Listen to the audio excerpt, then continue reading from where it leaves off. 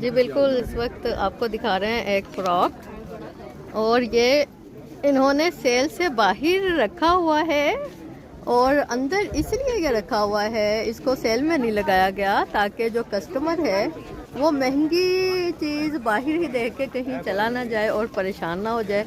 जब कस्टमर अच्छी चीज़ मांगेगा तो उसे महंगे दामों ये चीज़ देंगे, लेकिन ये वाकई बहुत अच्छा है। जैसे इसकी क्वालिटी नज़र आ रही है वैसे ही इसकी कीमत है। ये 5,500 का है, और यही हमें जो अंदर लगे हुए सारे चीज़ें नज़र आ रही हैं। बाहर तो जो रेट हैं वो ये लगाए गए हैं कि बाहर के रेट हैं, तो बाहर के रेट्स बताया ये जाता है कि ये का है 1500 का है, और लेकिन जब कस्टमर अंदर जाता है और अच्छी चीज़ मांगता है तो उसे महंगे दामों वाली अच्छी चीज़ भी फराहम की जाती है। जितना गुड़ डालेंगे उतना मीठा होगा।